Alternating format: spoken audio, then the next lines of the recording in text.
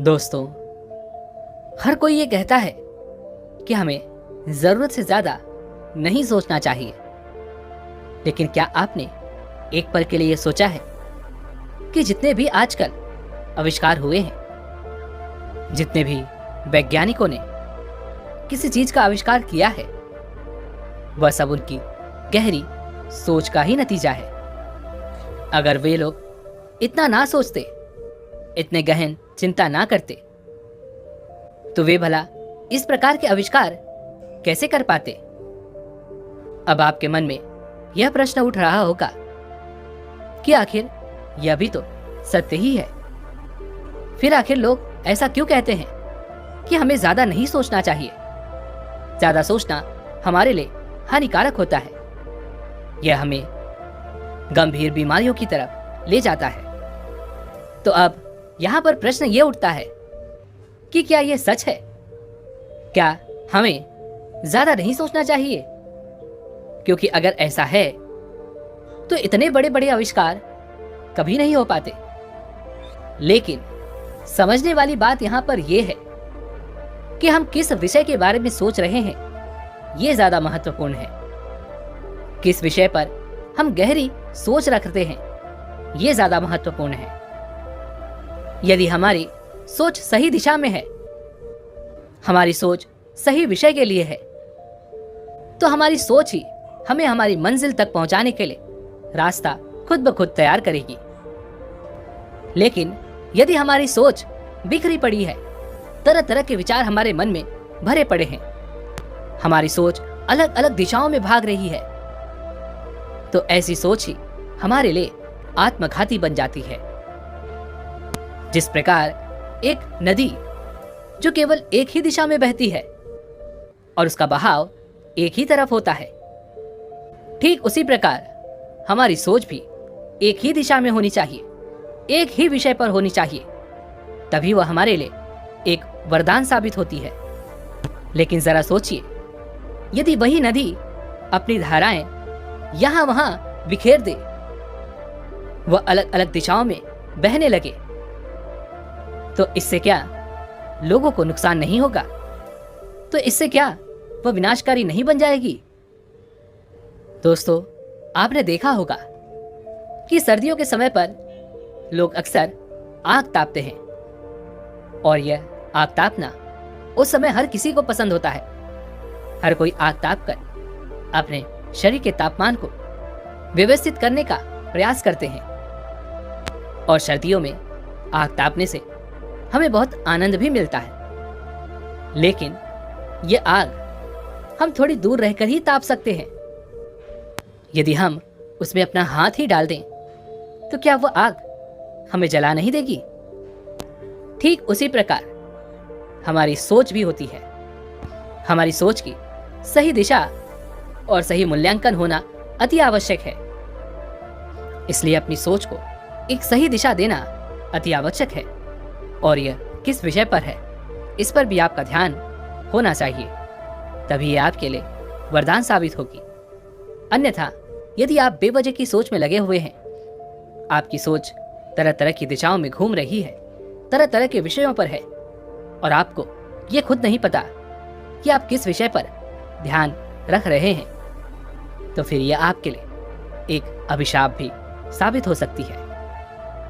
इसे और अच्छे से समझने के लिए आज की जो कहानी मैं आपको सुनाने जा रहा हूं, इस कहानी के माध्यम से आप यह समझ सकेंगे कि आपको किस दिशा में सोचना चाहिए, कैसे सोचना चाहिए, और जिस सोच के कारण आप हमेशा परेशान रहते हैं, हमेशा चिंतित रहते हैं, यही आपकी कमजोरी, आपकी ताकत बन जाएगी। आपको सोचने का एक नया नजरिया मिलेगा, आपको सोचने का एक नया रास्ता मिलेगा। इसलिए इस कहानी को अंत तक जरूर देखिएगा। ये कहानी बहुत समय पहले की है, जब लोग पैदल ही सफर किया करते थे। लोगों के पास उतने संसाधन नहीं थे कि वह एक जगह से दूसरी जगह के लिए किसी साधन का उपयोग कर सके।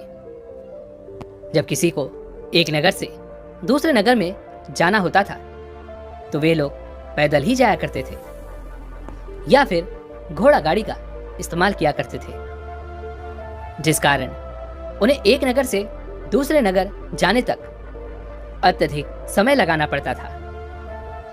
कई कई बार तो दिन भी लग जाते थे। उसी समय की बात है, एक छोटा सा गांव था।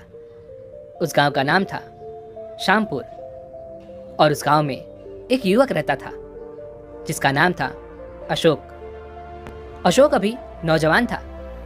उसकी उम्र केवल 25 वर्ष थी और वह बिल्कुल हट्टा कट्टा था, नौजवान था। उसके अंदर जोश और उत्साह भरा हुआ था।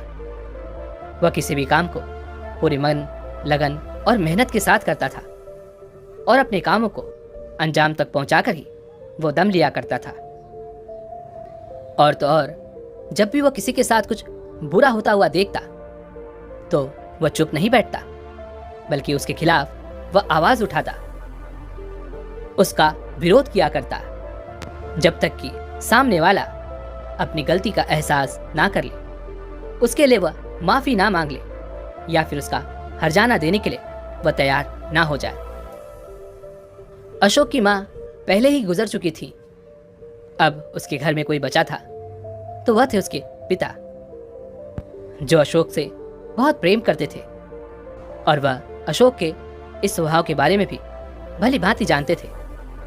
और वह अशोक के इस स्वभाव के कारण ही अत्यधिक चिंतित भी रहते थे, क्योंकि वह जानते थे अशोक बहुत ही आक्रामक स्वभाव का है, जिस कारण उनके मन में हमेशा एक डर बैठा रहता था। वो हमेशा चिंतित रहते थे कि अशोक अपनी जवानी में कुछ गलत न कर बैठे। और जब भी अशोक किसी काम के सिलसिले में एक नगर से दूसरे नगर की ओर जाता तो उसे कई दिन लग जाते थे। कई कई दिनों तक वह घर वापस ही नहीं लौटता था। इस बीच अशोक के पिता बहुत चिंतित रहते। वो हमेशा कुछ न कुछ अनहोनी को लेकर सोचते रहते।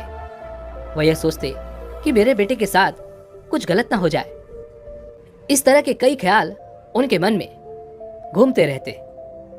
अपने बेटे की चिंता में वो कभी कभार तो खाना पीना तक भी भूल जाया करते थे।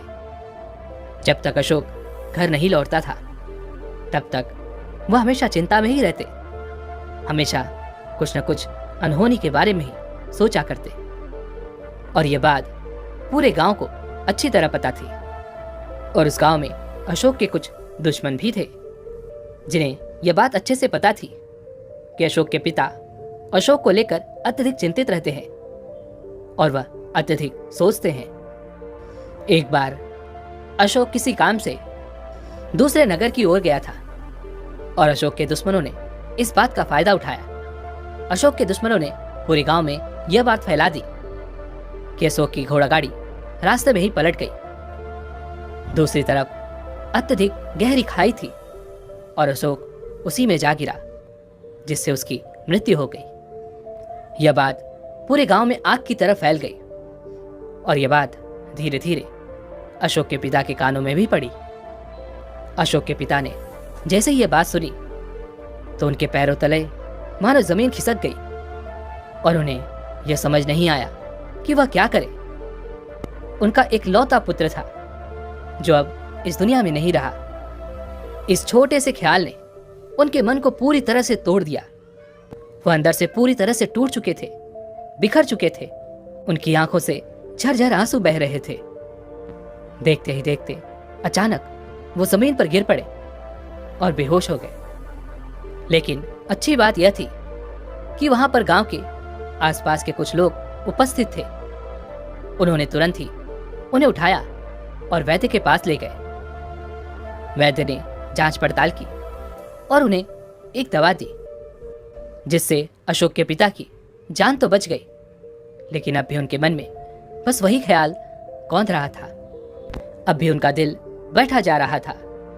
वह यह समझ नहीं पा रहे थे कि वह किस तरह से यह पता करे कि उनका बेटा कहाँ है और उसे क्या हुआ है। ऐसा कोई साधन भी नहीं था जिससे वह अपने बेटे की खबर ले सके, जिस कारण वह तिल तिल मरे जा रहे थे। उनका मन बैठा जा रहा था। वह अपने बेटे को देखना चाहते थे, जिस कारण उनकी हालत दिन ब दिन खराब होती जा रही थी। कुछ दिनों बाद अशोक अपना काम खत्म करके घर वापस लौटा। और जब वह घर वापस आया तो उसे पता चला कि उसके पीछे गांव में क्या हुआ है। जैसे ही उसे यह पता चला, वह अत्यधिक क्रोधित हो उठा। वह यह जानता था कि यह किसकी हरकत है, लेकिन सबसे पहले वह अपने आप को शांत करके अपने पिता के पास जाता है, उनसे उनकी खैर खबर लेता है। और जब अशोक के पिता अशोक को देखते हैं तो मन ही मन वह बहुत प्रसन्न होते हैं और अपने बेटे को देखकर उनकी सांस में सांस आती है। उसके बाद अशोक अपने पिता से कहता है, पिताजी, यह बात आपसे किसने कही थी कि मेरी घोड़ा गाड़ी रास्ते में पलट गई थी और मैं गहरी खाई में जा गिरा था, जिस कारण मेरी मृत्यु हो गई? यह झूठी खबर आप तक किसने पहुंचाई? इस पर उसके पिता कहते हैं, बेटा, गांव में हर कोई केवल एक ही बात कह रहा था और यह बात मेरे भी कानों में पड़ी। मैं नहीं जानता यह बात कहां से आई और किसने कही, लेकिन जब से मैंने यह बात सुनी थी, मेरा तो मन बैठा जा रहा था। मैं अंदर से पूरी तरह से टूट चुका था। मैं तो तुम्हें बस आखिरी बार देखना चाहता था कि तुम कैसे हो, कहां हो, तुम ठीक भी हो या नहीं।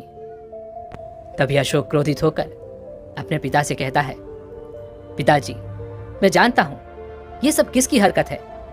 मैं उन्हें अच्छी तरह से जानता हूं। ये सब मेरे उन दुश्मनों का किया करा है और मैं उनकी गलती के लिए उन्हें कभी माफ नहीं करूंगा। मैं उसके लिए उन्हें सजा दूंगा। आप बस देखते जाओ मैं किस तरह से उन्हें उनके अंजाम तक पहुंचाता हूं।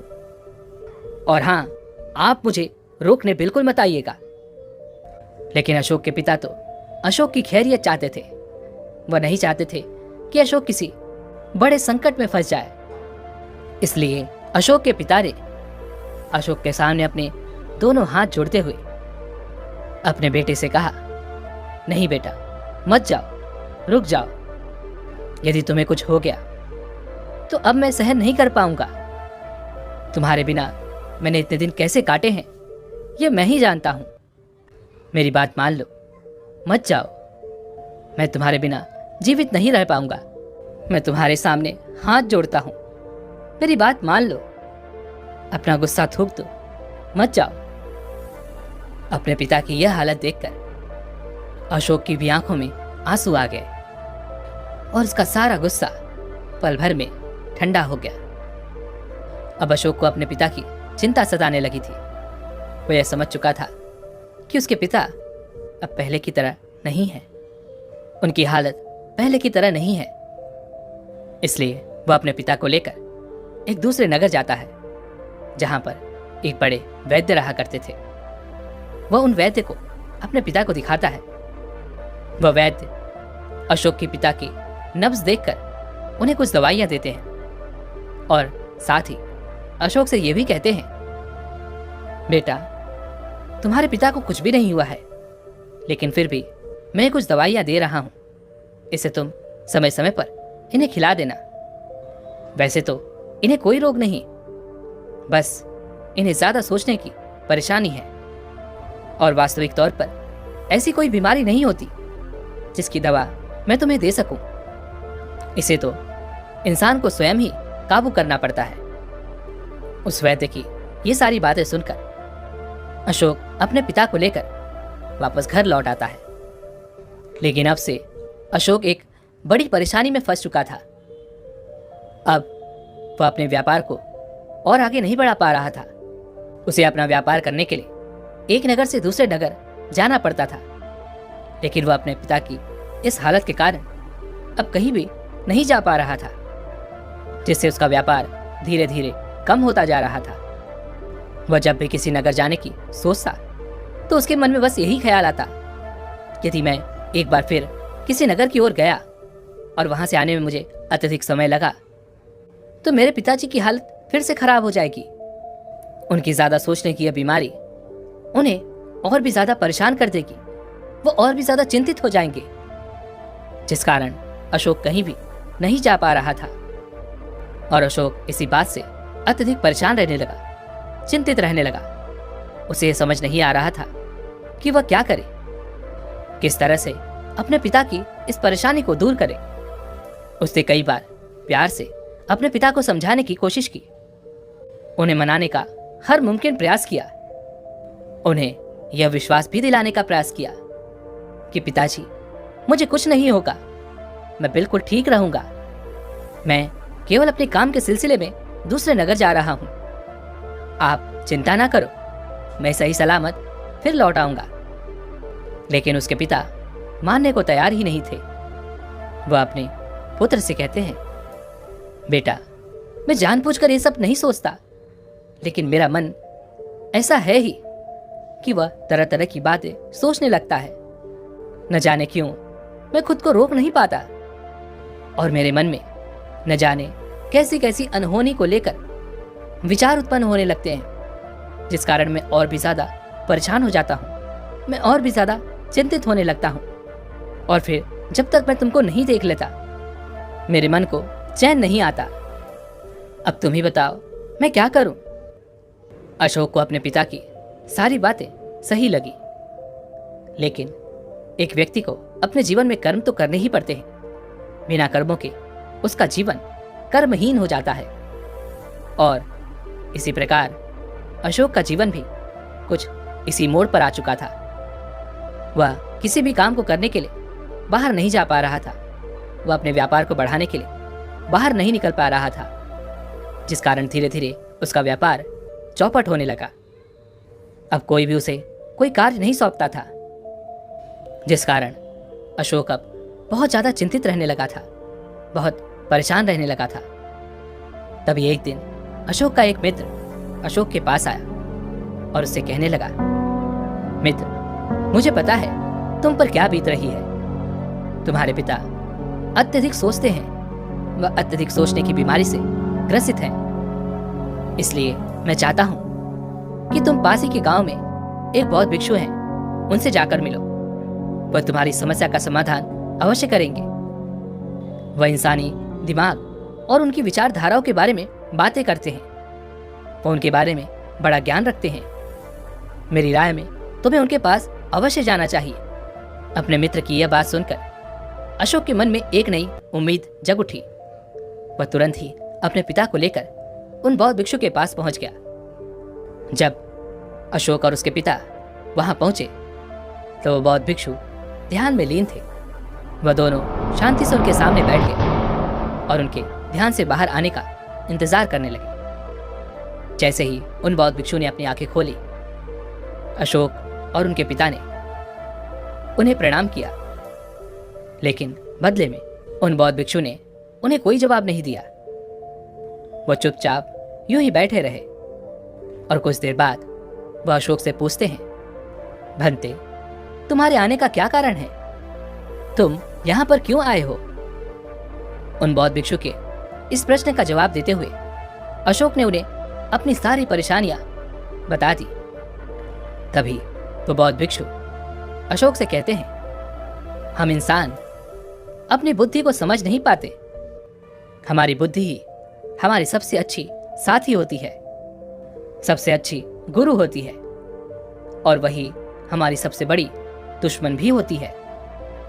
जैसा कि तुमने बताया, उस वैद्य ने तुमसे कहा था कि इन्हें कोई बीमारी नहीं है, यह तो केवल जरूरत से ज्यादा सोचते हैं। और इंसान जब अपने मन पर काबू नहीं रख पाता तो वो भला अपने दिमाग पर कैसे काबू करेगा? यह सुनकर अशोक उन बौद्ध भिक्षु से कहता है, हे महाराज, इसी का जवाब जानने के लिए तो मैं आज आपके पास आया हूं। यदि इसका कोई हल आप मुझे बता सकें तो आपकी बहुत कृपा होगी। आपके इस उपाय के कारण मेरे पिताजी ठीक हो जाएंगे और ज्यादा सोचने की इस समस्या से निजात पा सकेंगे। तभी वो बौद्ध भिक्षु अशोक से कहते हैं, भंते, ज्यादा सोचना कोई गलत बात नहीं है, कोई बुरी बात नहीं है, लेकिन इंसान अक्सर उन्हीं चीजों के बारे में अत्यधिक सोचता है जो उसके काम की होती ही नहीं, जिससे उसके जीवन पर कोई प्रभाव नहीं पड़ने वाला होता। जो बातें व्यर्थ की होती हैं, वही चीजें वो हमेशा सोचता रहता है। अर्थात एक व्यक्ति चिंताओं के साथ अपने आप को कुछ इस तरह से चिपका लेता है कि वह उससे छूटना ही नहीं चाहता। इसलिए आज मैं तुम्हें ऐसे 6 सिद्धांत बताने वाला हूं जिसे अपने जीवन में उतारकर तुम्हारे पिता ज्यादा सोचने की इस बीमारी से ठीक हो सकते हैं, इस परेशानी से निजात पा सकते हैं। आगे वह बौद्ध भिक्षु अशोक को पहला सूत्र बताते हुए कहते हैं, अपने विचारों को समझना, और इसमें हमें मौन रहकर यह देखना होता है कि हमारे मन में किस तरह के विचार उत्पन्न हो रहे हैं, किस तरह की सोच हमारे मन में है। हम अपने आप को जान पाते हैं, समझ पाते हैं, और जब हम मौन होते हैं तो हम किसी भी प्रक्रिया में शामिल नहीं होते, जिससे हम अपने मन के विचारों को पढ़ सकते हैं, उन्हें भलीभांति देख सकते हैं, और यह भी जान सकते हैं कि हमारे मन में किस प्रकार के विचार उठ रहे हैं। और ऐसा करने से धीरे धीरे हमें यह समझ में आने लगता है कि हमारा मन किस प्रकार का है, वह किस प्रकार की सोच रखता है, और तब हम ये भी समझ जाते हैं कि हमारे विचार किससे संबंधित है। और बस तब हमें यह पता करना होता है कि इन विचारों के उठने का कारण क्या है, क्योंकि यही विचार जो सबसे ज्यादा संख्या में हमारे अंदर आते हैं, हमारे दिमाग में आते हैं, वही हमारा स्वभाव बन जाते हैं। हमारा स्वभाव इसी प्रकार का होता चला जाता है। इसलिए हमें मौन रहकर अपने विचारों पर ध्यान देना चाहिए, इन्हें समझना चाहिए, इन्हें परखना चाहिए, और यह पता करना चाहिए कि ये विचार क्यों उत्पन्न हो रहे हैं। आगे वह बौद्ध भिक्षु अशोक को अगली बात बताते हुए कहते हैं, अपने सारे विचारों को एक ही काम पर लगा दो। वह बौद्ध भिक्षु कहते हैं कि जब भी तुम्हारे मन में ऐसे कोई विचार उत्पन्न हो रहे हों, तब ऐसे वक्त पर तुम किसी ऐसे काम में जुड़ जाओ जिस काम को करना तुम्हें पसंद हो। उस काम में पूरी तरह से शामिल हो जाओ, उस काम को पूरे ध्यान से करो। लेकिन ऐसा करते वक्त तुम्हारा मन, तुम्हारे विचार तुम्हें भटकाने का प्रयास जरूर करेंगे, लेकिन तुम्हें हिम्मत नहीं हारनी है। तुम्हें बार बार अपने मन को पकड़ना होगा, उसे बार बार एक जगह पर केंद्रित करना होगा, और ऐसा मत समझना कि ऐसा केवल एक ही बार में हो जाएगा। इसके लिए तुम्हें सतत निरंतर अभ्यास करना होगा। जब तुम निरंतर इस चीज का अभ्यास करोगे तो तुम देख पाओगे कि देखते ही देखते ये तुम्हारा स्वभाव बन जाएगा, और आप पूरे तरीके से अपने विचारों को संगठित करके किसी भी काम पर अपना पूरा ध्यान लगा पाओगे, किसी भी काम को पूरे मन और लगन के साथ करने में सक्षम हो पाओगे। और जब हम किसी सूत्र को अपने जीवन में उतार रहे होते हैं तो उस समय हमें यह भी ध्यान रखना चाहिए कि हम एक ही विचार के बारे में अपने भीतर की गहराई से सोचें।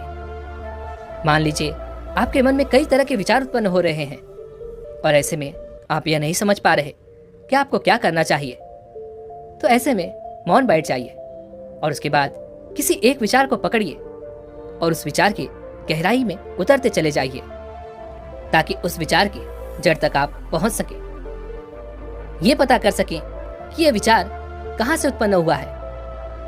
और जब आप अपना पूरा ध्यान केवल एक ही विचार पर लगा देंगे, ये जानने में लगा देंगे कि वो विचार कहां से उत्पन्न हुआ है, तो आप उस विषय के बारे में और भी ज्यादा जान पाएंगे, समझ पाएंगे।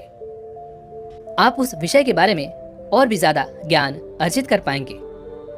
आगे वो बौद्ध भिक्षु अशोक को अगला सूत्र बताते हुए कहते हैं, निरंतर शारीरिक व्यायाम या नाच गाना या फिर कोई भी ऐसे प्रकार की क्रिया जिसमें हमारा मन पूरी तरह से लिप्त हो जाता है, पूरी तरह से शामिल हो जाता है।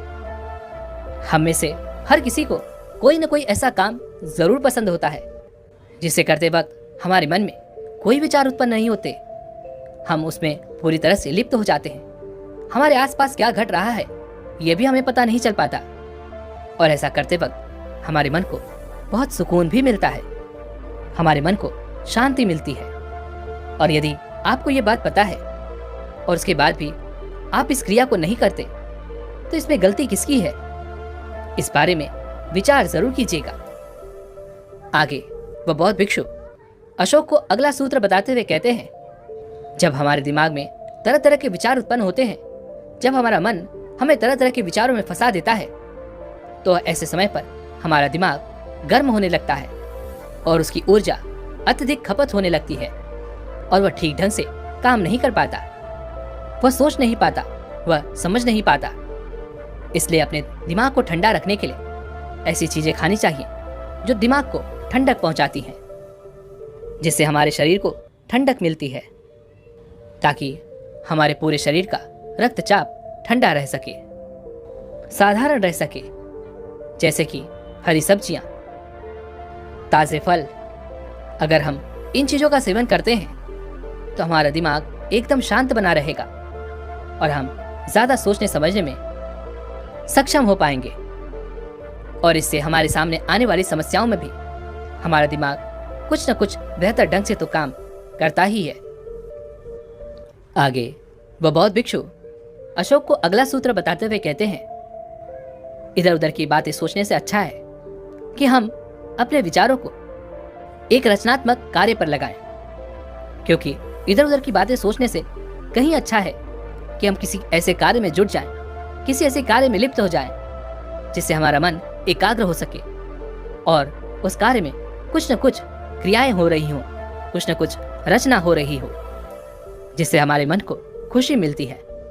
जैसे क्या आपने देखा होगा कि कुछ महिलाएं सिलाई करती हैं और जिसमें उनका पूरा ध्यान लगा होता है, इसलिए उनके सहारे उनके सारे विचार उसी काम पर लगे होते हैं और उसमें रचना भी हो रही होती है।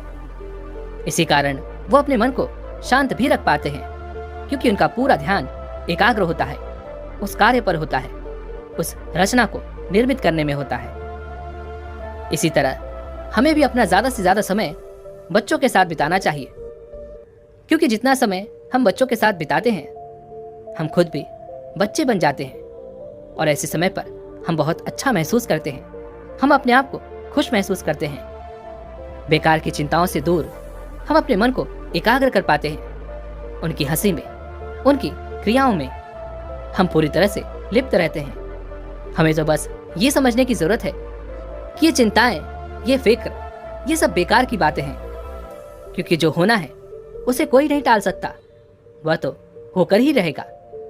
आप उसमें कुछ नहीं कर सकते। आपका कर्म है प्रयास करना, और उसके अलावा आप कुछ भी नहीं कर सकते। आप कर्म कर सकते हैं, लेकिन उसके बाद का जो परिणाम है वो आपके हाथों में नहीं है, और जो हमारे हाथों में है ही नहीं उसके लिए व्यर्थ चिंता करके क्या फायदा। इसलिए भगवान श्री कृष्ण का कहा गया यह एक एक शब्द अपने मन में अवश्य हमेशा याद रखिएगा। जो हो रहा है अच्छे के लिए हो रहा है, और जो होगा वह भी अच्छे के लिए ही होगा। जो बीत गया उसे भूल जाओ और अपने वर्तमान पर अपना ध्यान लगाओ। दोस्तों, आपने देखा होगा आज के समय पर हर घर में कोई न कोई एक ऐसा व्यक्ति आपको जरूर मिलेगा जो डिप्रेशन का शिकार है, और यह बीमारी केवल ज्यादा सोचने की वजह से होती है, जिसके लिए हमें तरह तरह की दवाइयां खानी पड़ती हैं। लेकिन जरा आप सोचिए, हमने जो आदत पाली है, इस आदत को क्या हम दवाइयों से ठीक कर सकते हैं? हाँ, ये जरूर हो सकता है कि इन दवाइयों से आपके लिए थोड़ा देर राहत जरूर हो, लेकिन यह आपको कभी भी शांति नहीं प्रदान कर सकती, आपके मन को कभी भी एकाग्र नहीं कर सकती।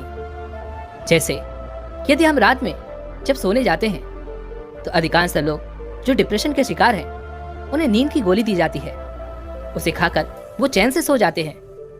लेकिन अगले दिन हम क्या करेंगे? क्या हमें फिर से वही गोलियां खानी चाहिए? और यदि हम ऐसा करते हैं तो हमें उन गोलियों की आदत पड़ जाती है, निरंतर हम उस गोलियों को खाने लगते हैं। इसलिए इन चीजों से दूर रहने का प्रयास करें, अपने मन को शांत बनाए रखें। और आज की ये जो वीडियो है, इसे बनाने का हमारा मुख्य उद्देश्य यही है कि आप अपना इलाज स्वयं कर सकें, क्योंकि हर चीज का इलाज आपके भीतर ही है। यह प्रकृति कुछ इसी तरह से बनाई गई है। बस इसके लिए आपको अपने ऊपर, अपनी सोच पर, अपने दिमाग पर थोड़ा सा काम करने की जरूरत है, थोड़ा सा ध्यान देने की जरूरत है। मैं ऐसा नहीं कहता कि ये दवाइयां बेकार हैं और इन्हें छोड़ दीजिए, बल्कि मैं तो यह कह रहा हूं कि आप इन दवाइयों को लेते लेते भी इन चीजों का निरंतर अभ्यास कर सकते हैं। और जब आप इनके आदी हो जाए तो आप इन दवाइयों को छोड़ सकते हैं, क्योंकि ये दवाइयाँ आपको अंदर ही अंदर खोखला बनाती जा रही हैं। इसलिए मेरी आपसे विनती है कि ध्यान के मार्ग को अपनाएं। ध्यान आपके लिए रास्ते खुद ही बना देगा। इसके निरंतर अभ्यास से आप अपने जीवन में डिप्रेशन जैसी बीमारियों से खुद ब खुद बाहर आने लगेंगे और हर रोज आपके लिए एक नया सवेरा होगा, एक नया दिन होगा। हर रोज एक नया उगता हुआ सूरज आपका इंतजार करेगा। मुझे उम्मीद है कि आप मेरी इस बात को अच्छी तरह से समझ गए होंगे, और यदि आप सच में हमारी बात लोगों तक पहुंचाना चाहते हैं तो इस वीडियो को शेयर जरूर कीजिएगा और हमें ऐसे ही सपोर्ट करने के लिए चैनल को सब्सक्राइब और घंटी बटन को भी जरूर दबा दीजिएगा। मिलते हैं ऐसे एक और वीडियो में, तब तक के लिए अपना ख्याल रखें। धन्यवाद।